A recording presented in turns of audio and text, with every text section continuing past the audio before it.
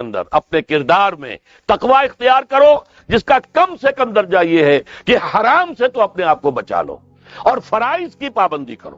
نماز فرض ہے، روزہ فرض ہے، اگر آپ کے پاس مال اتنا ہے کہ زکوٰۃ آپ پر عائد ہوتی ہے، زکوٰۃ دینا فرض ہے، اگر استطاعت ہے تو حج کرنا فرض ہے، جو بھی ہے فرائض وہ ادا کرو، فرائض و واجبات ادا کرو، حرام سے اپنے آپ کو روک لو۔ یہ دو کام نہیں کرتے تو اگلی آیت کی طرف بڑھنے کا فائدہ ہی نہیں، پھر یہیں پر بات ختم ہو جائے گی، فل سٹاپ ہو جائے گا۔ لیکن اگر یہ مرحلہ طے کر لیا، خوش نصیب، اس نے اپنی معاش اور اپنی معاشرت کو درست کر لیا شریعت کے مطابق۔ اب اگلا قدم کیا ہوگا؟ وَاعْتَصِمُوا بِحَبْلِ اللَّهِ جَمِيعًا وَلَا تَفَرَّقُوا۔ کیونکہ تمہیں فرد سے آگے بڑھ کر ایک امت بننا ہے، دنیا میں انقلاب برپا کرنے کے لیے، اللہ کے دین کا بول بالا کرنے کے لیے، اللہ کے دین کو غالب کرنے کے لیے تمہیں تو فوج بننا ہے، خدائی فوجدار بننا ہے۔ لہذا تمہیں جڑنا ہوگا نا۔ تمہیں جوڑنے والی شے کون سی ہوگی؟ میں نے کہا تھا نا، فصیل کی مضبوطی کا دار و مدار دو چیزوں پر ہے، اینٹیں پکی ہوں، افراد جو ہیں ان میں تقوی آ گیا، فرما برداری آ گئی، اینٹ پکی ہو گئی دینی اعتبار سے۔ اب ان کو جوڑنے والی شے کیا ہے؟ فرمایا اور سب مل جل کر اللہ کی رسی کو مضبوطی سے تھام لو اور تفرقوں میں مبتلا نہ ہو۔ وَاعْتَصِمُوا بِحَبْلِ اللَّهِ، حبل اللہ، اللہ کی رسی، مل جل کر جمیعاً، وَاعْتَصِمُوا بِحَبْلِ اللَّهِ جَمِيعًا وَلَا تَفَرَّقُوا، تفرقے میں مبتلا نہ ہو۔ تفرقہ ہوگا تمہاری قوت ختم ہو جائے گی۔ Divided you fall, United you stand. اگر تم مضبوط ہو اور مجتمع ہو، بنیاد مرصوص ہو، تو تمہیں کوئی شکست نہیں دے سکتا۔ اگر تمہارے دل پھٹے ہوئے ہو، تمہارے اندر رکھنے ہو، تو تمہارے اندر سے غدار نکل آئیں گے۔ جیسے کہ آپ کو معلوم ہے کہ انگریز جو آیا ہے ہندوستان میں، بنگال میں غداری ہوئی، میر جعفر نے غداری کی، اس لیے بنگال میں پلاسی کی جنگ میں فتح ہوئی لارڈ کلائیو کو۔ دکن میں ہمارا آخری تیر جسے کہا اقبال نے، ترکشے مارا خدنگے آخری، ٹیپو سلطان آخری چٹان تھی ہندوستان کے اندر، اور وہ بھی ایک غدار کی وجہ سے۔ جعفر از بنگال و صادق از دکن، ننگے آدم ننگے دین ننگے وطن تھے کون؟ مسلمان تھے۔ لیکن یہ کہ اگر آپس میں تفرقہ ہے، آپ کے تفرقے کو دشمن استعمال کرے گا، آپ کو آپس میں ٹکرائے گا، ایک کے مقابلے میں دوسرے کی مدد کرے گا، کبھی دوسرے کے مقابلے میں آپ کی مدد کرے گا، تاکہ آپس میں ٹکرا کر ختم ہو جاؤ۔ لہذا اتحاد، اب چونکہ یہاں پہ اتحاد لکھا ہوا ہے تو اسی حوالے سے سمجھیے کہ وَاعْتَصِمُوا بِحَبْلِ اللَّهِ، جو اتفاق کیسے آئے گا؟ اللہ کی رسی کو مضبوطی سے تھامو۔ یہاں ایک سوال پیدا ہوتا ہے کہ اللہ کی رسی کون سی ہے؟ بلکہ ایک بڑا تلخ واقعہ، اس کی یاد میرے ذہن میں ایک تلخی کی حیثیت سے ہے۔ سن 74 میں آپ کو یاد ہوگا کہ پاکستان میں عالم اسلام کے سربراہوں کی ایک سمٹ ہوئی تھی، اور بڑا روح پرور موقع تھا وہ۔ آپ کو معلوم ہے شاہ فیصل شہید وہ آئے تھے، سب سے بڑے وہ تھے، نمایاں تھے، اور تمام دنیا کے سربراہان مملکت لاہور میں جمع ہوئے تھے۔ اس وقت یہ آیت وَاعْتَصِمُوا بِحَبْلِ اللَّهِ جَمِيعًا وَلَا تَفَرَّقُوا، بڑے بڑے بینرز لاہور میں لگے ہوئے تھے، ہر رکشہ کے پیچھے آیت لکھی ہوئی ہے، ہر ٹیکسی کے پیچھے لکھی ہوئی ہے وَاعْتَصِمُوا بِحَبْلِ اللَّهِ جَمِيعًا وَلَا تَفَرَّقُوا۔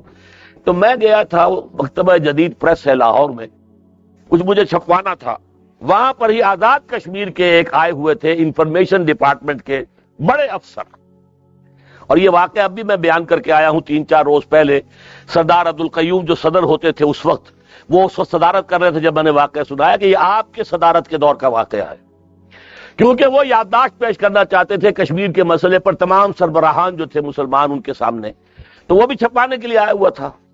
لیکن اس شخص نے اس قدر ملحدانہ بات کی وہاں، آزاد کشمیر حکومت کا ذمہ دار افسر، یہ کیا محمل بات ہے؟ اللہ کی رسی کہاں ہے؟ وہ رسی کون سی رسی؟ کہاں سے تھامے؟ کس کو تھامے؟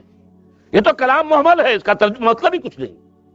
انا للہ، اور میں سنا کے آیا ہوں کہ یہ ہے آپ کے زیر سرپرستی، آپ کی بیوروکریسی جو ہے اس کی ذہنیت کیا تھی، اس کا نتیجہ میں آپ کے سامنے رکھ رہا ہوں۔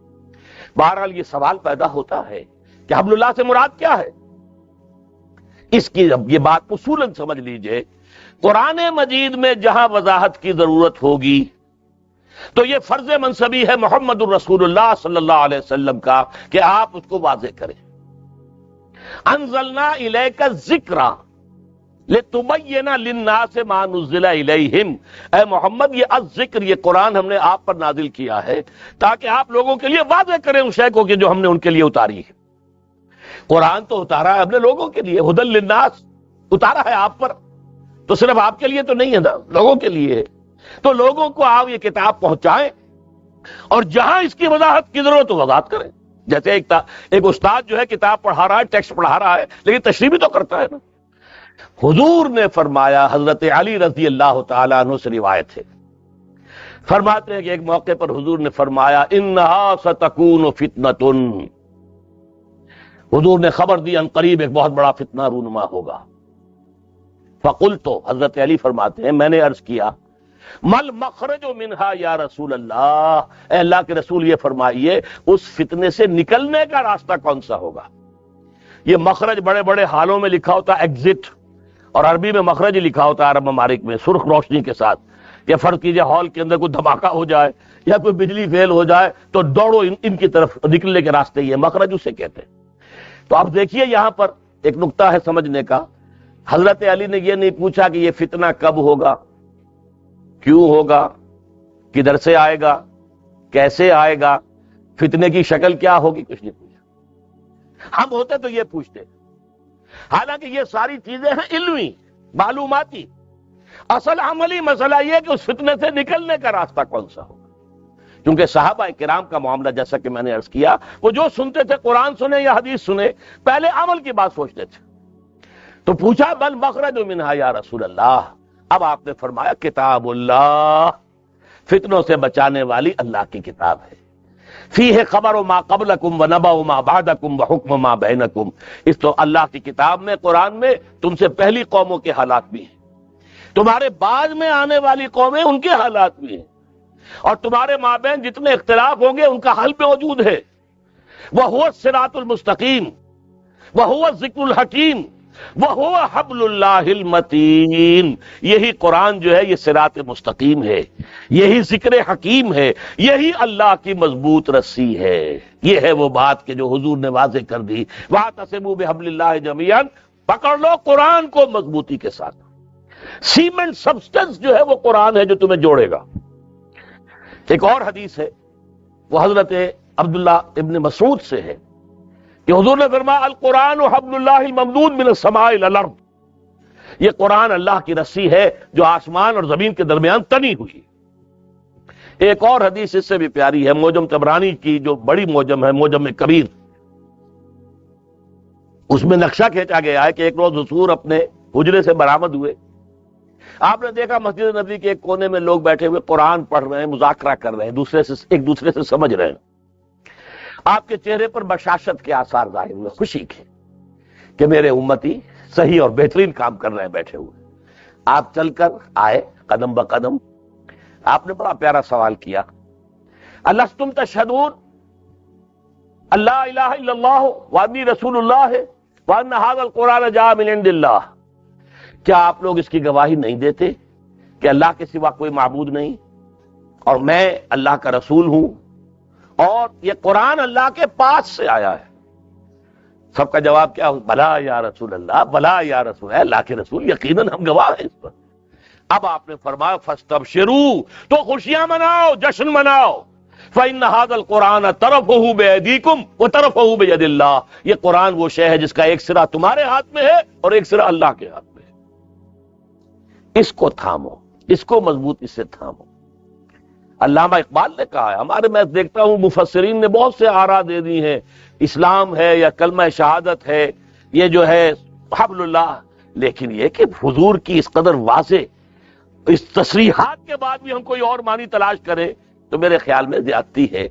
علامہ اقبال نے صحیح کہا ہے، از یک آئینی مسلمان زندہ است، مسلمان کی زندگی ہی اس سے ہے کہ اس کے پاس ایک آئین ہے، قرآن ہے. قائد اعظم نے بھی فرمایا تھا جب ان سے پوچھا گیا کہ پاکستان تو آپ بنانا چاہتے ہیں، اس کا دستور کیا ہوگا؟ فرمایا ہمارا دستور قرآن ہے، 1400 برس سے طے ہے، ہمیں کوئی نیا دستور بنانے کی ضرورت نہیں ہے. از یک آئینی، ایک آئین ہے ہمارا، از یک آئینی مسلمان زندہ است، پیکرے ملت ز قرآن زندہ است۔ یہ جو پیکر ہے میرا، اس میں میری روح ہے، میری زندگی ہے، اس سے میں زندہ ہوں نا۔ وہ نکل گئی تو یہ لاش ہے، چھڑ جائے گی، اسے جلدی سے قبر میں اتار دینا۔ تو پیکرے ملت ز قرآن زندہ است، قرآن کی وجہ سے ملت جو ہے اس کے جسم میں جان ہے۔ ماں ہما خاک و دل آگاہ اوست، اعتصامش کن کہ حبل اللہ اوست۔ ہم تو مٹی کے مانند ہیں، دل کی حیثیت قرآن کی ہے۔ ہمارے یہ وجود کے اندر جو مٹی سے بنا ہوا ہے، یہ قلب ہے جس میں روح ہے، روحانیت ہے ہماری۔ تو قرآن جو ہے جسد ملی میں اس کی روح کے مانند ہے۔ ماں ہما خاک و دل آگاہ اوست، اعتصامش کن کہ حبل اللہ اوست۔ مضبوطی سے تھامو اس کو کہ یہ ہے حبل اللہ۔ اب میں ذرا اس کی توضیح بھی کر دوں، یہ قرآن کے حبل اللہ ہونے کا مطلب کیا ہے؟ دیکھیے، اتحاد جو ہے، لکڑیوں میں اتحاد ہو جائے گا، رسی سے باندھ دیجیے، متحد ہو گئی۔ وہ بڈھے کی وہ جو نصیحت تھی اپنی اولاد کو کی تھی، وہ سنی ہوگی، بچپن میں پڑھی ہوگی، کہ مرتے ہوئے اپنے بیٹوں کو اس نے سبق سکھانا چاہا۔ یہ خپشیاں جو ہوتی ہیں، بڑی پتلی پتلی لکڑیاں، ان کو جمع کیا، رسی سے باندھا، ذرا توڑو اس کو۔ سب نے زور لگایا، نہیں ٹوٹی۔ پھر کہا اچھا انہیں کھول دو، علیحدہ علیحدہ کر دو، علیحدہ۔ اب سب تو توڑ دیا آرام سے۔ تو بتایا دیکھو، اسی طرح بندھے رہو گے تو تمہیں کوئی توڑ نہیں سکے گا، شکست نہیں دے سکے گا۔ اگر علیحدہ ہو گئے، متفرق ہو گئے، تو ایک ایک کر کے تمہیں توڑ دے گا دشمن۔ اسی طریقے سے در حقیقت اگر ہم یکجا یقین لکڑی کو جمع تو رسی سے دو۔ اب انسانوں کا جو ہے جوڑنا، انسان کسے کہتے ہیں؟ حیوان عاقل ہے۔ انسان کا فکر ہے، اس کی سوچ ہے، اس کے نظریات ہیں، اس کے افکار ہیں، اس کے عقائد ہیں۔ انہی کی بنیاد پر پھر اس کے مقاصد وجود میں آتے ہیں۔ جب تک ان چیزوں میں ہم آہنگی نہیں ہوگی، ہمارے نظریات بھی ایک ہوں، ہمارے مقاصد بھی ایک ہوں، جب تک نظریات اور مقاصد کی ہم آہنگی نہیں ہوگی، انسانوں میں اتحاد ممکن نہیں ہے۔ واعظ کہتے رہیے، کتنا ہی کہہ لیجئے، اتحاد ہونا چاہیے، اتحاد میں برکت ہے، سب صحیح ہے، ہوگا نہیں اتحاد۔ اتحاد ہوگا کس سے؟ آپ کے فکر میں، آپ کی سوچ میں، آپ کے نظریات میں، آپ کے عقائد میں، آپ کے خیالات میں یکسانی ہو، یک رنگی ہو، مقاصد، اہداف، آپ کے گولز یہ ایک ہو جائیں۔ اب آپ جمع ہوں گے تو یہ بنیان مرصوص بن جائیں گے، اور انسان کے فکر کو، اس کی سوچ کو، اس کے مقاصد کو یکرنگی دینے والی شے اللہ کی کتاب ہے۔ لہذا اب تیسرا قدم ہوا آج کے میرے بیان کے اعتبار سے کہ اب یہ اینٹیں پکی ہو گئی، انہیں جوڑنے کے لیے قرآن۔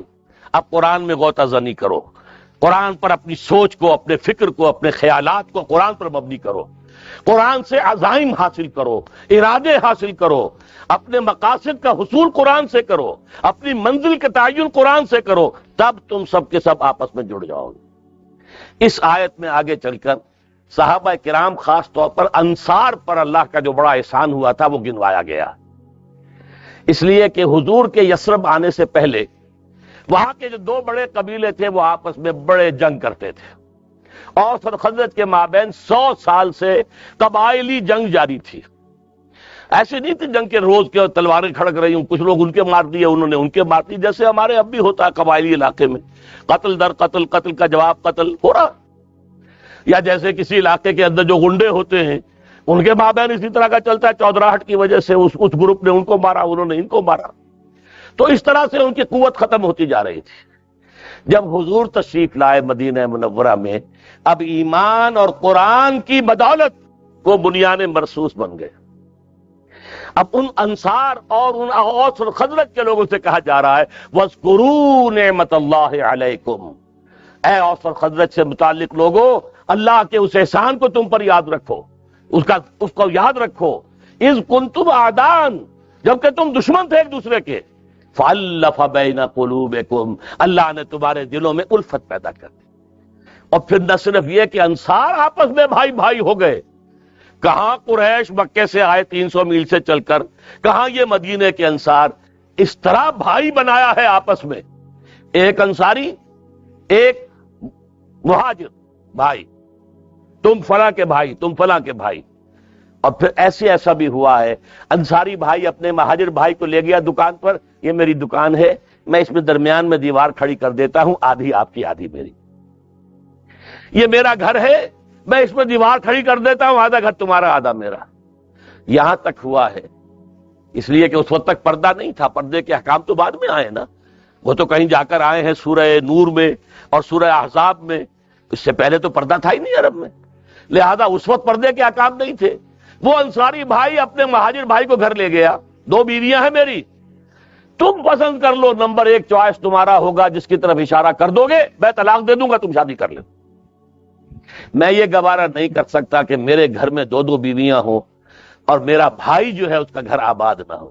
یہ بھائی بنایا ہے کس نے؟ محمد نے صلی اللہ علیہ وسلم. یہ تھی وہ محبت کے جو پیدا کی ہے کہ ایک جنگ میں 3 جو ہیں اس درجے مجروح پڑے ہوئے ہیں کہ آخری وقت میں آپ کو معلوم ہے خون جب بہت نکل جاتا ہے تو پیاس شدید ہوتی ہے موت کے وقت، جبکہ موت جو ہے یہ مجروح ہونے کی وجہ سے اور خون نکلنے سے ہو رہی ہو. علاج اب پیالہ ایک لے کر کوئی پہنچا ہے ایک کے پاس، ادھر سے ایک اور کی آواز آ گئی علاج.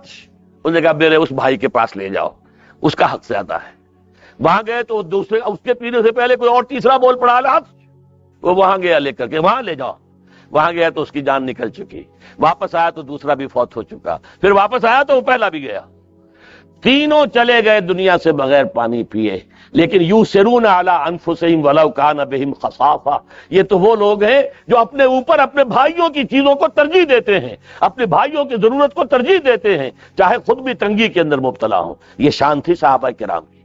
تو اس احسان کا ذکر ہو رہا ہے. وَاذْكُرُوا نِعْمَتَ اللَّهِ عَلَيْكُمْ اِذْ كُنْتُمْ أَعْدَاءً فَأَلَّفَ بَيْنَ قُلُوبِكُمْ، تم دشمن تھے ایک دوسرے کے تو اللہ نے تمہارے دلوں میں اس الفت پیدا کر دی. وَكُنْتُمْ عَلَى شَفَا حُفْرَةٍ مِّنَ النَّارِ، تم تو آگ کے گڑھے کے کنارے تک پہنچ گئے تھے، تباہی کے گڑھے میں گرا چاہتے تھے. فَأَنْقَذَكُم مِّنْهَا، تو اللہ نے تمہیں پکڑ کر وہاں سے بچا لیا ہے. كَذَلِكَ يُبَيِّنُ اللَّهُ لَكُمْ آيَاتِهِ لَعَلَّكُمْ تَهْتَدُونَ، اسی طرح اللہ تعالیٰ تمہارے لیے اپنی آیات کی وضاحت کر رہا ہے تاکہ تم ہدایت حاصل کرو. اب آج آپ کو معلوم ہے، تھوڑا سا برسیہ موجودہ حالات کا کہہ دوں، ایک وقت وہ تھا پورے ہندوستان کا مسلمان ایک قوم بن گیا، ایک جھنڈا مسلم لیگ کا، ایک نعرہ پاکستان کا مطلب کیا؟ لا الہ الا اللہ. مسلم لیگ کے جھنڈے تلے پوری قوم جمع. سن 46 کے الیکشن میں جو نتائج نکلے ہیں، ہر جگہ سے مسلم لیگ کامیاب ہو رہی ہے، گویا کہ مسلمانوں نے ہند کی واحد نمائندہ جماعت. ہندو مسلم فسادات ہوتے تھے لیکن شیعہ سنی فسادات بند ہو گئے تھے. بس میں سب ایک نصب العین پر ہے، پاکستان بنانا ہے، ہندو سے نجات حاصل کرنی ہے، جمع ہو گئے. اور آج کیا حال ہے؟ اب وہ قوم کہیں نہیں ہے، قومیتوں میں تقسیم ہو گئی. پہلے 5 تھی، بنگالی اور سندھی اور پٹھان اور پنجابی اور بلوچ. پھر وہ بنگالی نکل گیا، وہ علیحدہ ہو گیا ہم سے، وہ بنگلہ دیش ہو گیا. تو پھر یہ کہ اردو مہاجر قومیت اس میں آ گئی، 5 کی 5 پھر وہی کی رہی. سرائے کی قومیت علیحدہ ہے، برہوی علیحدہ اٹھ رہا ہے کہ ہم بلوچ نہیں، ہم علیحدہ ہے. یہ ساری تقسیم در تقسیم کیوں ہو رہی ہے؟ کہ وہ حبل اللہ، اللہ کی رسی، اسلام کو ہم نے مضبوطی سے تھاما نہیں، اسلام کو ہم نے یہاں نافذ نہیں کیا، اللہ کے ساتھ بدعہدی کی. ہم نے کہا تھا اے اللہ انگریز اور ہندو کی دوہری غلامی سے نجات دے دے، تیرے دین کا بول بالا کریں گے. ہم نے اللہ کے دین کا بول بالا نہیں کیا، اپنی بلڈنگیں بلند و بالا بنا لی، اپنے کارخانے تعمیر کر لیے، کیسے کیسے محل بنائے ہیں، جائیے اور دیکھیے. لیکن یہ کہ کہا ہے وہ اللہ کا دین، وہ تو کہیں بھی نہیں. بینکوں میں نہیں، اللہ کے خلاف بغاوت ہے بینکوں کے اندر. آپ کی عدالتوں میں نہیں، اللہ کے قانون کے مطابق تو فیصلے نہیں ہوتے. اور قرآن کہتا ہے وَمَن لَّمْ يَحْكُم بِمَا أَنزَلَ اللَّهُ فَأُولَٰئِكَ هُمُ الْكَافِرُونَ، جو اللہ کی اتاری ہوئی شریعت کے مطابق فیصلے نہیں کرتے وہی تو کافر ہیں. تو ہم تو کافر ہیں، ہم انڈیویجولی مسلمان ہیں، کلیکٹیولی ہم کافر ہیں. ہمارا نظام کافرانہ ہے، ہماری معیشت کافرانہ ہے، ساری کی ساری سود اور جوئے کے اوپر مبنی ہے. اب تو جو شے فروخت ہوتی ہے وہ لاٹری کے ذریعے سے فروخت ہو رہی ہے، ہر شے کے ساتھ جوا شامل کر دیا گیا. بہرحال یہ مرثیہ ہے جو میں کہہ رہا ہوں. اس حالت کو ہم کیوں پہنچے کہ وہ جو ہمیں جوڑنے والی شے تھی وہ حبل اللہ، اس کو تو ہم نے پیچھے ڈال دیا. نبذ فریق من الذین اوتوا الکتاب کتاب اللہ وراء ظہورہم، کہا تھا ہم نے ہمارا دستور قرآن ہوگا، قرآن کو ہم نے اپنی پیٹھ کے پیچھے پھینک دیا. بہرحال تیسرا نقطہ کیا ہوا آج کا پہلا ایمان حقیقی حاصل کرو، یقین والا ایمان. دوسرے اللہ کا تقوی اور اللہ کی اطاعت، فرما برداری. تیسرے قرآن سے چمٹ جاؤ تاکہ تم ایک دوسرے سے چمٹ جاؤ. قرآن سے چمٹو گے آپس میں متحد ہو جاؤ گے. اب چوتھا نقطہ، یا اس مقام پر وہ تیسرا ہے سورہ آل عمران کی آیات میں، وَلْتَكُمْ مِنْكُمْ أُمَّةٌ يَدْعُونَ إِلَى الْخَيْرِ وَيَأْمُرُونَ بِالْمَعْرُوفِ وَيَنْهَوْنَ عَنِ الْمُنْكَرِ وَأُولَٰئِكَ هُمُ الْمُفْلِحُونَ. یہ عجیب آیت ہے. دیکھیے 3 آیتوں میں ایک ایک نقطہ آیا، لیکن تیسری آیت میں 3 نقطے آئے. اب تمہیں ایک ایسی امت کی شکل اختیار کرنی چاہیے کہ جو 3 کام کرے. خیر کی دعوت دے، لوگوں کو بلائے اللہ کی طرف، اللہ کی کتاب کی طرف، اللہ کے دین کی طرف. نیکی کا حکم دے اور بدی سے روکے. 3 کام. تیسرا نقطہ کیا ہے؟ تم سے ایک امت میں وجود میں آ جانی چاہیے. جب یہ افراد جمع ہو جائیں گے، جڑ جائیں گے، قرآن کے سیمنٹ سبسٹنس کی وجہ سے ایک دوسرے کے ساتھ پیوست ہو جائیں گے، ان کے مقاصد ایک ہوں گے، ان کے نظریات ایک ہوں گے، اب وہ ایک امت بن گئے. امت کسے کہتے ہیں؟ ہم مقصد لوگ. اما یا امو کہتے ہیں ارادہ کرنا. آمین البیت الحرام، جو لوگ جا رہے ہیں حج کے لیے وہ آمین، ان کا قصد کیا ہے، ارادہ کیا ہے؟ بیت الحرام کا. امام کہتے ہیں سڑک کو، اس لیے کہ آدمی اس کو فالو کر رہا ہوتا ہے. امام وہ ہے جو نماز میں آپ کی قیادت کر رہا ہے، آپ اس کی پیروی کر رہے ہیں، اسی کا اقتداء کر رہے ہیں، مقتدی ہیں. تو اصل میں امت کسے کہتے ہیں؟ قوم اور شے ہے، امت اور شے ہے. مسلمان کے لیے کہیں لفظ قرآن میں قوم نہیں آیا.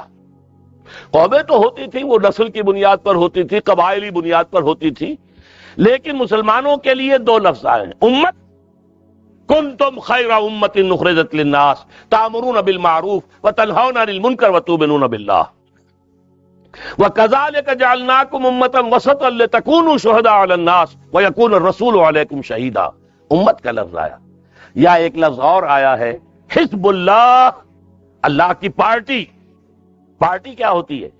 ایک نظریہ رکھنے والی کمیونسٹ پارٹی، مارکسزم کا نظریہ رکھنے والی کمیونسٹ پارٹی جو کمیونسٹ انقلاب لانا چاہتی ہے.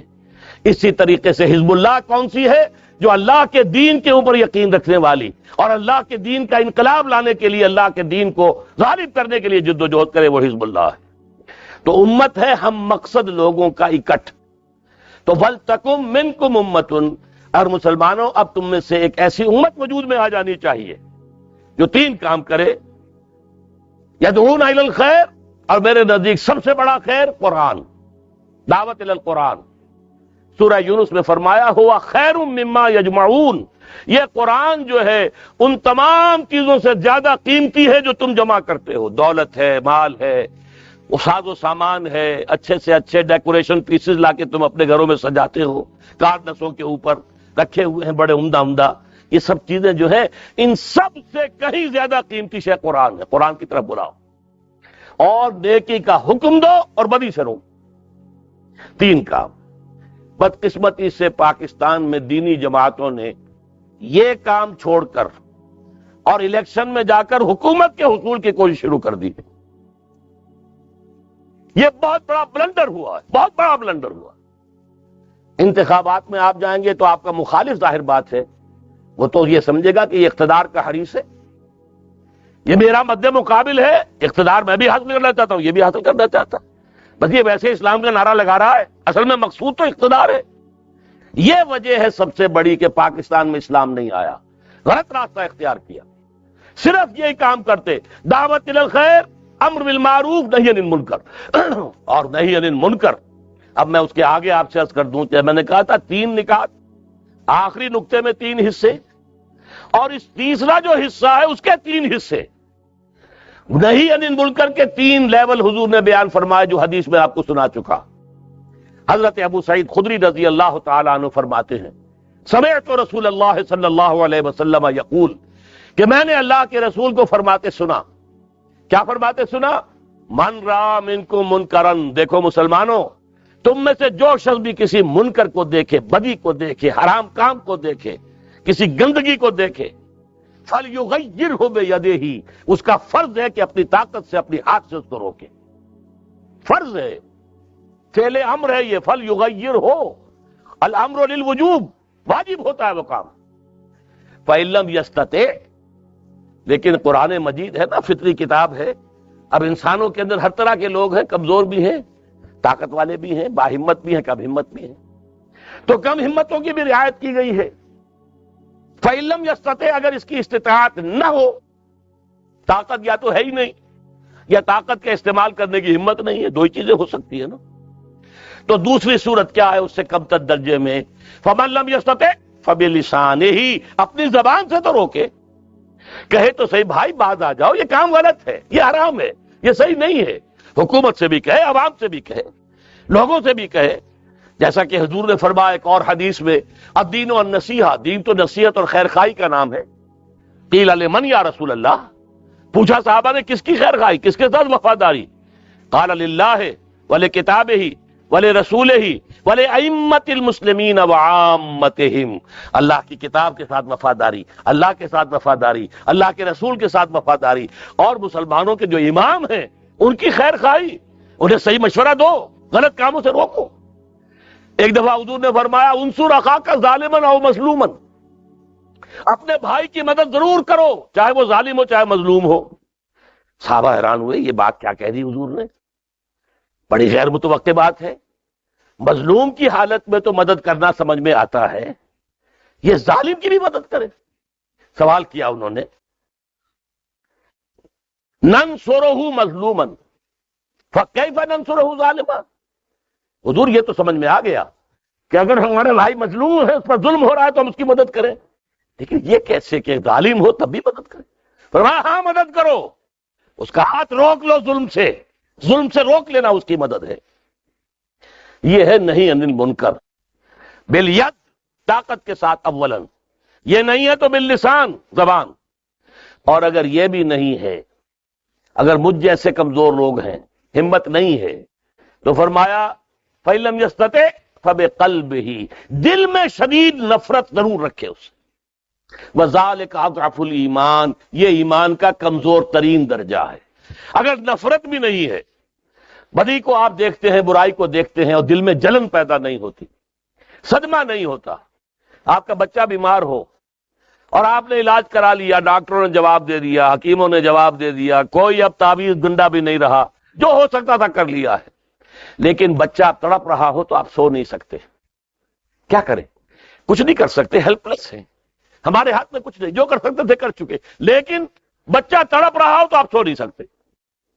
اسی طرح اگر فرض کیجئے کہ آج مجبور ہیں ہم کہ یہاں ہم یہ برائی کو نہیں روک سکتے، یہ سودی کاروبار ہم نہیں روک سکتے، لیکن دل میں نفرت تو رکھ سکتے ہیں.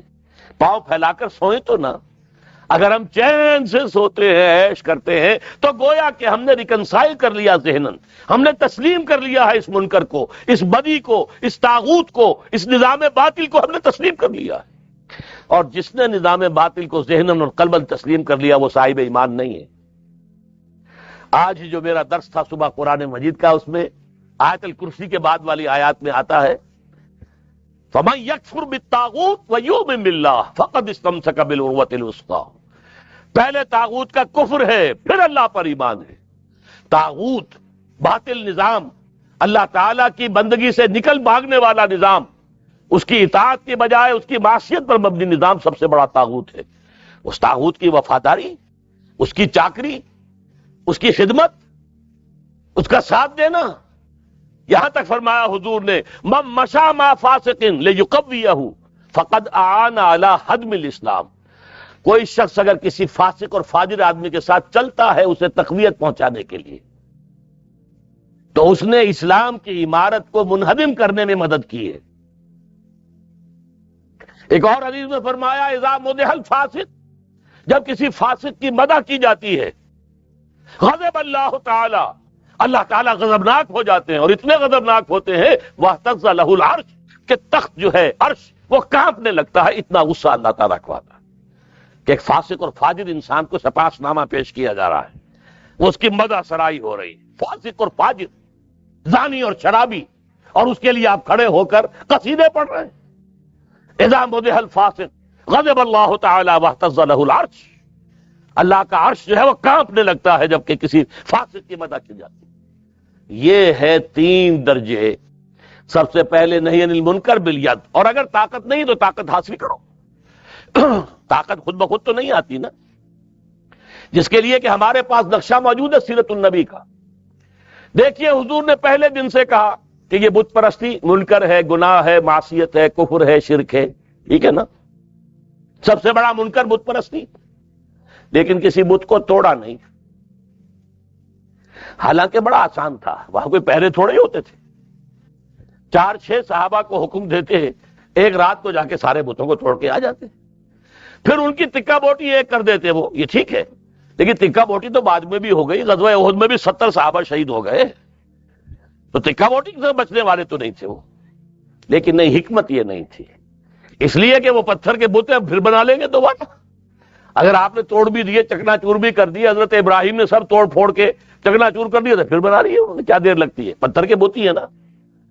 لہذا حضور کا طریقہ کیا تھا دیکھیے، 12 برس تک مکے میں رہے، اسی حرم کا طواف کیا ہے بیت اللہ کا جس میں بت موجود ہیں، اسی صحنے بیت اللہ میں کھڑے ہو کر نماز پڑھی ہے جہاں دائیں بھی بت، بائیں بھی بت، سامنے بھی بت، پیچھے بھی بت، کسی بت کو توڑا نہیں۔ ہاں، اپنی دعوت کے ذریعے سے، تبلیغ کے ذریعے سے لوگوں کو جمع کیا، جیسے میگنیٹ ہوتا ہے، میگنیٹ سے آپ کھینچ لیں۔ لوہ چون جو ہے، اگر جیسے کہ پہلا تجربہ ہم نے کیا تھا 5ویں جماعت میں سائنس کی کلاس میں، کہ ہمیں مکسچر دے دیا گیا، لکڑی کا برادہ اور لوہ چون، لوہے کا چورا، یہ مکس ہے، انہیں علیحدہ کرنا کیسے کرو گے؟ اب ایک ایک کو تو کرنا بڑا مشکل کام ہے۔ طریقہ کیا بتایا؟ ایک ہاتھ میں مقناطیس لے لو اور مقناطیس اس کے اندر پھیرو، لوہے کے سارے ذرات جو ہیں اس کے ساتھ چمٹ جائیں گے، برادہ رہ جائے گا۔ بین ہی یہ معاملہ ہے قرآن کا۔ قرآن کو کسی معاشرے میں عام کرو، جن کی فطرت کے اندر نیکی ہے وہ اس سے چمٹ جائیں گے، کھچ کر آ جائیں گے۔ پھر جب وہ کھچ کر آ جائیں انہیں جمع کرو، جماعت بناؤ، منظم جماعت، سم و طاعت والی جماعت، پھر وہ جماعت جہاد کرے گی۔ پھر آپ نے جہاد کیا، پھر غزوہ بدر بھی ہوا، غزوہ احد بھی ہوا، غزوہ احزاب بھی ہوا، پھر یہ کہ 6 سال کے بعد، غزوہ بدر کے 6 سال اور ہجرت کے 8 سال کے بعد پھر آپ 10,000 کی نفری ساتھ لے کر مکے میں داخل ہوئے۔ اب پہلا کام کیا کیا؟ بت توڑ دیے، ایک ایک بت کو گرایا ہے، توڑا ہے۔ جاء الحق وزهق الباطل ان الباطل كان زهوقا، پہلے دن نہیں توڑے، گویا کہ نہی عن المنکر باللسان تو پہلے دن سے ہے، یہ حرام ہے، یہ غلط ہے، ان بتوں میں کچھ نہیں ہے، یہ کفر ہے، یہ شرک ہے، یہ گمراہی ہے۔ ان ہی الا اسماء سمیتموها انتم وآباؤکم، ان کی کوئی حقیقت نہیں ہے، یہ تو تم نے اور تمہارے باپ دادا نے کوئی نام گھڑ لیے ہیں، ان کی کوئی حقیقت، کہہ رہے ہیں باللسان، ہاتھ سے توڑا نہیں، بالید نہیں۔ بالید کے لیے پہلے جمعیت فراہم کرو، طاقت فراہم کرو، جب طاقت کافی ہو جائے اب میدان میں آؤ، اب طاقت کے ذریعے سے باطل کو ختم کرو، اس سے ٹکر مول لو، اس میں جانیں بھی دینی پڑیں گی۔ صحابہ کرام نے بھی سینکڑوں کی تعداد میں اپنی جانیں دی ہیں، تو اسلام کا بول بالا ہوا تھا۔ ٹھنڈے ٹھنڈے نہیں ہو گیا، دعاؤں سے نہیں ہو گیا، تمناؤں سے نہیں ہو گیا۔ لیسا بامانیکم وامانی اہل الکتاب، نہ تمہاری تمناؤں سے کچھ ہوگا، نہ اہل کتاب کی تمناؤں سے کچھ ہوگا، عمل سے ہوگا جو کچھ ہوگا، محنت سے ہوگا، قربانی سے ہوگا، جانیں دے کر ہوگا، خون دے کر ہوگا۔ اور خون تو محمد الرسول اللہ نے بھی دیا صلی اللہ علیہ وسلم۔ آپ کو معلوم ہے کہ طائف میں بھی حضور کا خون جو ہے وہ بہا اور وہاں کی مٹی میں جذب ہوا، جب پتھراؤ ہوا ہے آپ پر بری طرح سے۔ اور پھر دامن احد میں تو جو وار ہوا ہے، آپ کے رخسار مبارک کی ہڈی کے اندر تلوار گھس گئی اور خود کی کڑیاں یہاں گھس گئیں، تو پھر ان کو نکالنے کی کوشش کی تو ایک صحابی نے دانت سے پکڑ کر کھینچا، ان کے دانت نکل گئے، وہ نہیں نکلی۔ پھر کسی طریقے سے نکالا گیا تو خون کا فوارہ آیا ہے، اتنا خون گیا ہے حضور کا کہ آپ بے ہوش ہو گئے۔ تب آیا ہے اللہ کا دین، ایسے نہیں آیا، قربانیوں سے جانیں دے کر۔ حضرت حمزہ جیسی شخصیت، اسد اللہ و اسد رسول ہی، حضور کے چچا بھی ہیں، خالہ زاد بھائی بھی ہیں، دودھ شریک بھائی بھی ہیں، بچپن کے ہمجولی بھی ہیں، اسد اللہ بھی ہیں، اسد رسول ہی بھی ہیں، اور ان کی لاش آئی ہے آپ کی نگاہوں کے سامنے، ناک بھی کٹی ہوئی ہے، کان بھی کٹے ہوئے ہیں، اور پیٹ چاک کر کے کلیجہ چبایا گیا۔ ان قربانیوں سے آیا ہے، تو پہلے طاقت حاصل کرو، پھر اس طاقت کو استعمال کرو۔ ان اللہ اشتری من المؤمنین انفسهم واموالهم بان لهم الجنہ، یقاتلون فی سبیل اللہ فیقتلون ویقتلون. اللہ تعالیٰ نے اہل ایمان سے ان کی جانیں اور مال خرید لیے ہیں جنت کے عوض. اب وہ اللہ کی راہ میں جنگ کرتے ہیں، قتل کرتے بھی ہیں، قتل ہوتے بھی ہیں. حضرت حمزہ کا جسم بھی لوہے کا بنا ہوا نہیں تھا، وہی انسانی جسم تھا، وہی گوشت پوشت اور ہڈی. تو اور وحشی کا جو برچھا ہے وہ ناف کے آر پار ہو گیا، شہید ہو گئے. بہرحال یہ ہے تیسری جو شق ہے کہ یہ جماعت جو وجود میں آئے اس کے 3 کام ہو. صرف انتخابات کا کہیں ذکر نہیں، نہ سیرت میں نہ قرآن میں کہیں نہیں.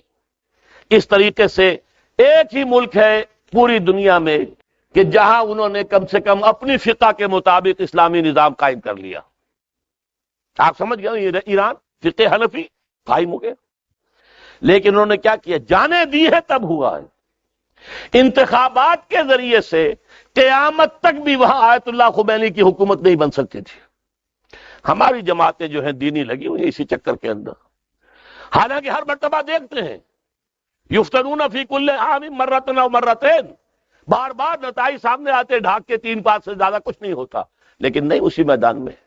حالانکہ اصل میدان یہ ہے جماعت بن کر نہیں عن المنکر، خاص طور پر نہیں عن المنکر. لیکن پہلے جب تک طاقت کافی نہیں ہے زبان سے آپ ہاتھ استعمال نہیں کر سکتے. ہاں جب طاقت ہو جائے تو پھر پورے نظام کے خلاف طاقت استعمال کرو. پھر انڈیویجول بدی نہیں، پھر تو یوں سمجھیے کہ ہاتھی کے پاؤں میں سب کا پاؤں. یہ سارا نظام باطل ہے جس کے تحت یہ گندگیاں اور یہ فواحش اور یہ منشیات اور یہ سود، یہ سب کچھ کہاں؟ اور یہ جو فحاشی ہے کس کے تحت پھیل رہی؟ اس نظام باطل کے تحت. اس نظام باطل کو اکھیڑ کر اور پھینکو اور اللہ کے دین کو نافذ کرو. یہی انقلاب کا صحیح طریقہ ہے. نہیں عن المنکر باللسان سے شروع ہو کر نہیں عن المنکر بالید. آ جائے میدان میں. اب ہم یہ بینک نہیں چلنے دیں گے، گھیراؤ کریں گے، لگا مارو ہمیں گولی ہے. ہم نہیں اس کے اندر کسی کو نہ داخل ہونے دیں گے نہ نکلنے دیں گے. آپ نے کراچی میں منظر دیکھ لیا تھا نا، روزنامہ جنگ بہت بڑا اخبار، اور وہ الطاف حسین صاحب کی خبریں شائع کرتا تھا، لیکن ان کے اطمینان کی حد تک نہیں شائع کر رہا تھا. وہ چاہتے تھے کہ زیادہ ہماری جو ہے پبلسٹی ہو. چند دن گھیراؤ کیا ہے، جنگ صاحب جو ہے اپنے دفتر سے باہر نہیں نکل سکے.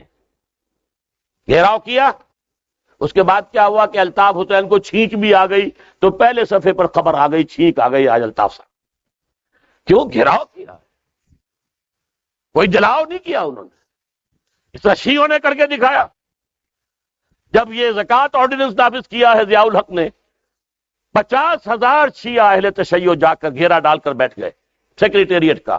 نہیں اٹھیں گے یہاں سے جب تک کہ ضیاء الحق یہ انڈرٹیکنگ نہیں دے گا کہ ہمیں زکوٰۃ سے جو ایگزمپٹ کیا جائے گا، مستثنیٰ کیا جائے گا. ہم زکوٰۃ تمہیں نہیں دیتے، جہاں دیتے ہیں دیں گے. ان کی زکوٰۃ ایران جاتی ہے، ان کے دینی مدارس کے پاس جاتی ہے، ان کا خمس جاتا ہے وہاں، ان کے جو بڑے بڑے آیت اللہ ہیں ان کے پاس وہاں جاتی ہے.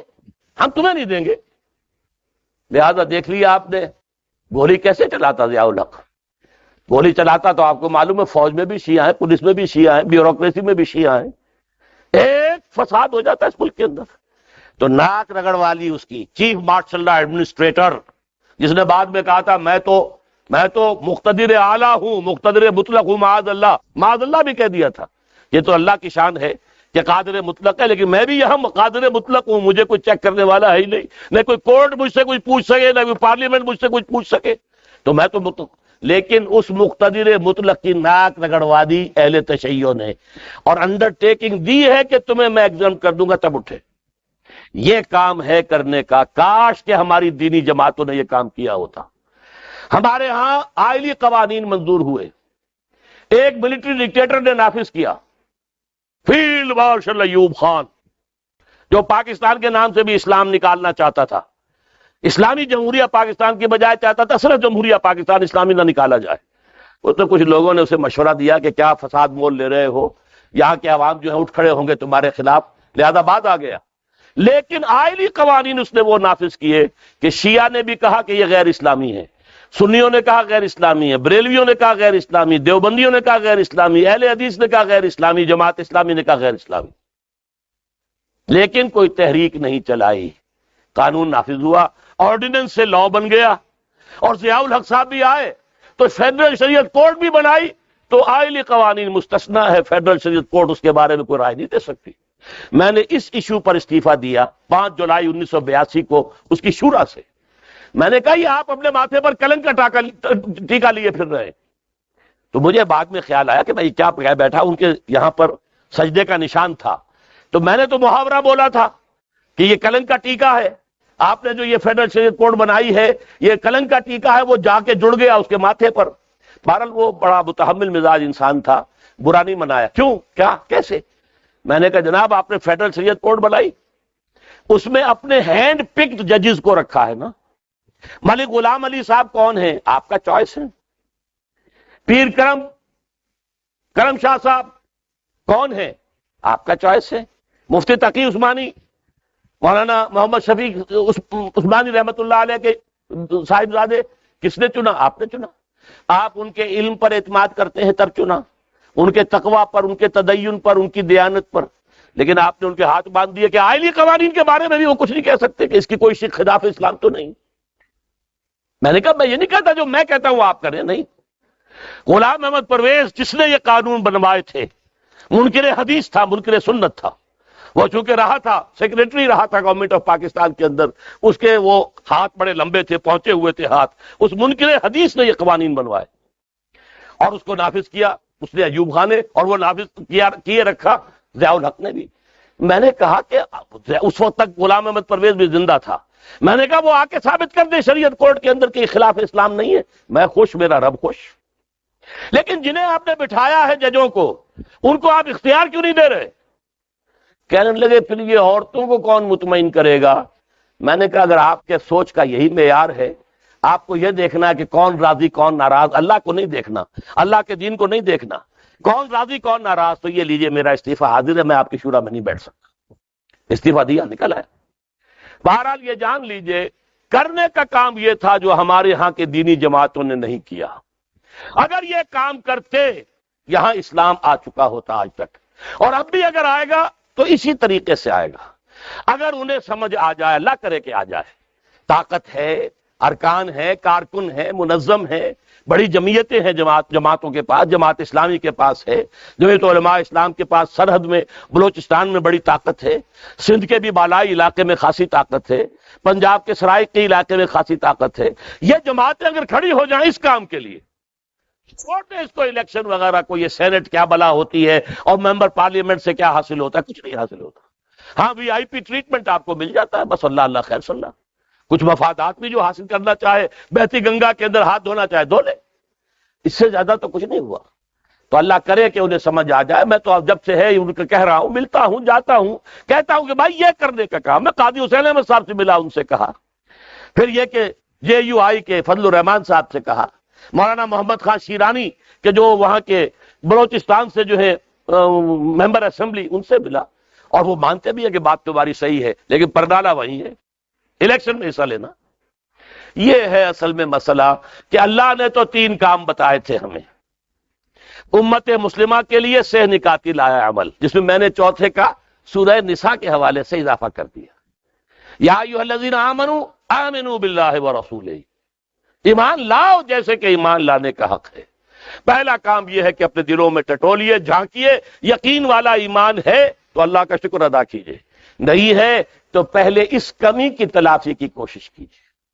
میں اس کے راستے بھی بتا چکا ہوں۔ پھر دوسرا مرحلہ ہوگا، اپنی سیرت و کردار کو درست کریں پہلے، کسی اور سے کچھ کہنے سے پہلے اپنے گھر میں، اپنی معاشرت میں، اپنی معاش میں دیکھیے کوئی شے خلاف اسلام تو نہیں ہے، اگر ہے تو اسے پاک کر دیجیے۔ تیسرا، قرآن کے ساتھ چمٹ جائیے، اس طرح تم ایک دوسرے سے متحد ہو جاؤ گے، تمہارے نظریات ایک ہو جائیں گے، تمہارے مقاصد ایک ہو جائیں گے، تم بنیاد مرصوص بن جاؤ گے۔ اور چوتھے یہ کہ پھر جو یہ جماعت وجود میں آئے گی، جب تم امت بن جاؤ گے تو پھر تمہارے کرنے کے صرف 3 کام ہیں۔ دعوت دو لوگوں کو خیر کی، قرآن کی طرف بلاؤ، نیکی کا حکم دو، بدی سے روکو، اور بدی سے روکنے کے 3 مرحلے ہیں۔ طاقت سے روکو، اگر طاقت نہیں ہے تو زبان سے روکو، اور طاقت حاصل کرنے کی کوشش کرتے رہو۔ اگر اس کی بھی ہمت نہیں تو دل سے کم شدید نفرت رکھو بدی کے ساتھ۔ اگر یہ بھی نہ رہا تو پھر ایمان نہیں ہے، اس لیے کہ یہ کمزور ترین درجہ ہے، ذالک اضعف الایمان، یہ ایمان کا کمزور ترین درجہ ہے۔ اگر یہ نہیں تو پھر تو علامہ اقبال نے جو کہا کہ وائے ناکامی متائے کارواں جاتا رہا، اور کارواں کے دل سے احساس زیاں جاتا رہا۔ اگر بدی کو دیکھ کر دل میں الجھن بھی نہیں ہوتی، رنج بھی نہیں ہوتا، انسان کو افسوس بھی نہیں ہوتا، تو معلوم ہوا کہ ایمان نام کی کوئی شے سرے سے دل میں موجود نہیں۔ یہ ہے سہ نکاتی لائے عمل، سورہ آل عمران کی آیت نمبر 102، 103، 104، اور جیسا کہ میں نے عرض کیا اس میں اس سے پہلے ان تین نکات سے پہلے ایک نقطہ ہے اصل ایمان کو حاصل کرنے کی کوشش۔ اللہ تعالیٰ مجھے بھی اس کی توفیق دے، آپ کو بھی توفیق دے کہ ہم اس لائحہ عمل پر باقاعدہ عمل پیرا ہو جائیں۔ اسی میں ہماری انفرادی نجات بھی ہے۔ اس لیے یہ چوتھی آیت ختم ہوتی ہے کن الفاظ پر؟ وَلْتَكُن مِّنكُمْ أُمَّةٌ يَدْعُونَ إِلَى الْخَيْرِ وَيَأْمُرُونَ بِالْمَعْرُوفِ وَيَنْهَوْنَ عَنِ الْمُنكَرِ وَأُولَٰئِكَ هُمُ الْمُفْلِحُونَ۔ کامیاب صرف وہی ہوں گے جو یہ تین کام کریں گے۔ یہ نہ سمجھنا مسلمانوں میں پیدا ہو گئے ہیں، ہمارا نام غلام علی ہے، محمد حسین ہے، علی محمد ہے، تو ہم تو بخشے بخشائے ہیں، اللہ کی جنت تو ہمارے لیے بنائی گئی ہے، اور گناہ کتنا بھی کر لیں گے حضور کی شفاعت ہو جائے گی، بیڑا پار ہو جائے گا۔ بڑے غلط خیالات ہیں، تلک امانیہم، یہ ان کے من گھڑت خیالات ہیں، ان کی آرزویں ہیں، وشفل تھنکنگ ہے۔ قل ہاتوا برہانکم ان کنتم صادقین۔ یہودیوں کو بھی یہ گمان ہو گیا تھا، نحن ابناء اللہ واحباؤہ، ہم تو اللہ کے بیٹوں کی طرح ہیں، بڑے چہیتے ہیں۔ قرآن نے کیا جواب دیا؟ فَلِمَا يُعَذِّبُكُم بِذُنُوبِكُم، اگر ایسے لاڈلے اور چہیتے ہو تو اللہ تمہیں سزائیں کیوں دیتا رہا ہے؟ کیوں تمہیں پٹوایا نبوکدنضر کے ہاتھوں؟ کیوں تمہارے ہیکل سلیمانی کو 2 دفعہ مسمار کروایا اس نے؟ ایک مرتبہ نبوکدنضر کے ہاتھوں، دوسری مرتبہ ٹائٹس رومی کے ہاتھوں۔ آج تک بھی گرا پڑا ہوا ان کا کعبہ، صرف ایک ویلنگ وال رہتی ہے اور کچھ بھی نہیں ہے اس کا۔ تو کیوں اللہ عذاب بھیجتا رہا ہے تم اگر اس کے بڑے چہیتے ہو؟ اسی طرح آپ سوچئے یہ ہسپانیہ سے مسلمان کیوں ختم ہو گئے؟ جہاں 800 برس حکومت کی تھی، ایک مسلمان زندہ نہیں چھوڑا، یا قتل یا جلا دیے گئے، یا بحری جہازوں میں بھر بھر کر اور لے جا کر شمالی افریقہ کے ساحل پر ڈمپ کر دیا گیا۔ پورا ملک خالی، جہاں 800 برس حکومت کی تھی۔ یہ عذاب کیوں آیا؟ ایسے ہی لاڈلے ہو تو؟ یہ کیوں تمہارے اوپر انگریز آ کر مسلط ہو گیا تھا؟ ایسے ہی لاڈلے ہو؟ ہندوستان تو تمہارا تھا، تمہاری حکومت تھی، ایسے لاڈلے ہو تو کیوں آ گیا وہاں سے؟ ایک کافر قوم آ گئی تم پر مسلط ہو گئی۔ اللہ کا عذاب ہے تم پر اس وقت، اس لیے کہ تم دین پر عمل نہیں کر رہے، تم نے دین سے بے وفائی کی ہے، اللہ سے وعدہ خلافی کی ہے۔ لہذا آج ہمارا حال کیا ہے؟ قوم قومیتوں میں تقسیم ہو گئی، کردار کا بیڑا غرق ہو گیا۔ جو جتنا بڑا ہے اتنا ہی بڑا جھوٹا، اتنا ہی بڑا وعدہ خلاف، اتنا ہی بڑا خائن ہے۔ اب تو خیانت اربوں کی ہوتی ہے، کروڑوں کی ہوتی ہے۔ اب وہ تو دن گئے جب سینکڑوں میں ہزاروں میں کوئی غبن کر لیا کرتا تھا سرکاری ملازم۔ اب تو جہاں دیکھو اینٹ اٹھاؤ پتھر اٹھاؤ، اتنے ارب روپے، اتنے کروڑ روپے کی خیانت اور غبن ہے، اور دے دے کر چھوٹ رہے، 20 30 کروڑ دے کر چھوٹ رہے ہیں۔ تو یہ کہیں سے لوٹے تھے تو دے رہے ہیں، یا اپنے باپ کے گھر سے لا کر دے رہے ہیں؟ جو جتنا بڑا ہے اتنا ہی بڑا بے ایمان، اتنا ہی بڑا جو ہے وہ کیوں ہے؟ حضور نے فرمایا اعمالکم عمالکم، مسلمانوں تمہارے اپنے عمل تم پر حاکم ہو جاتے ہیں۔ کما تکونون کذالک یؤمر علیکم، جیسے تم خود ہوگے، جیسے روح ویسے فرشتے، ویسے ہی تمہارے اوپر جو ہے حکمران آ جائیں گے۔ اللہ کی صدا ہوتی ہے۔ اس کے لیے وہی ہے کہ ان اللہ لا یغیر ما بقوم حتی یغیروا ما بانفسہم، خدا نے آج تک اس قوم کی حالت نہیں بدلی، نہ ہو جس کو خیال آپ اپنی حالت کے بدلنے کا۔ تو یہ 4 نکاتی پروگرام ہم میں سے ہر ایک کے لیے ہے۔ ہماری انفرادی فلاح کا دار و مدار بھی اس پر ہے، ہمارے قوم ہمارے ملک کا استحکام بھی ہے تو اسی سے ہے، اور کسی ذریعے سے ممکن نہیں ہے۔ اللہ تعالیٰ مجھے بھی اور آپ کو بھی اس پروگرام پر عمل پیرا ہونے کی توفیق عطا فرمائے۔ میں آج میری کوئی طبیعت ٹھیک نہیں تھی، صبح کا درس بھی میں نے مشکل دیا ہے، لیکن اب بھی اللہ نے ہمت دے دی ہے۔ آپ حضرات سے جو بھی میں گفتگو کرنا چاہتا تھا میں نے کر لی ہے۔ تاثیر اللہ کے ہاتھ میں، میرے ہاتھ میں نہیں ہے۔ حضور نے فرمایا تمام انسانوں کے دل اللہ کی 2 انگلیوں کے مابین ہیں، جدھر چاہتا ہے پھیر دیتا ہے۔ اللہ تعالیٰ دلوں کو پھیرے۔ ہم نے جماعت بنائی ہے تنظیم اسلامی، بیعت کی بنیاد پر بنائی ہے۔ اصول یہی ہے، پہلے اپنی معاش اور معاشرت کو درست کرو، پھر ایک شخص سے بیعت کر کے بنیان مرصوص بنو، اور ہماری ساری دعوت کا مرکز و محور قرآن ہے، اور ہمارے پیش نظر یہ ہے کہ پہلے وہ جماعت ایسی ہو، پاکستان میں کم سے کم 2 لاکھ افراد ایسے ہو جائیں جو نمبر 1 اپنے گھر میں، اپنی معاشرت پر، اپنی معاش میں دین نافذ کر چکے ہوں۔ یہ پہلی شرط ہے۔ شرط اول قدمین است کہ مجنوں باشی، پہلا شرط یہ نہیں کہ اپنے ہاں تو بے پردگی ہے اور چلے ہیں دنیا سے فحاشی ختم کرنے، خود اپنے معاش میں سود شامل ہے اور چلے ہیں اللہ کے دین کا بول بالا بلند کرتے، یہ نہیں، یہ منافقت ہے، یہ جھوٹ ہے، یہ دھوکہ ہے، یہ فریبی ہے۔ خدا بھی کرے اور خود پرستی بھی کرے، یہ خود پرستی ہے، یہ تو بت پرستی ہے، مفاد پرستی ہے، خدا پرستی نہیں ہے۔ اور پھر یہ ہے کہ نہیں انل منکر باللسان سے تو جاری رہے گا، وہ اب بھی ہم کر رہے ہیں جو بھی ہمارے بس میں ہے، رسائل کے ذریعے، آڈیوز کے ذریعے، ویڈیوز کے ذریعے سے، تقاریر کے ذریعے سے، دروس کے ذریعے سے، خطابات کے ذریعے سے، خطبہ جمعہ کے ذریعے سے کر رہے ہیں۔ لیکن جب وہ جمعیت ہوگی کہ ہم واقعتاً میدان میں آ کر اور پھر کہہ سکیں کہ اب یہ کام نہیں ہوگا، انف از انف، اب ہم یہ کام نہیں ہونے دیں گے، تب انقلاب آئے گا انشاءاللہ۔ اقول قولی ھذا واستغفر اللہ لی ولکم ولسائر المسلمین والمسلمات۔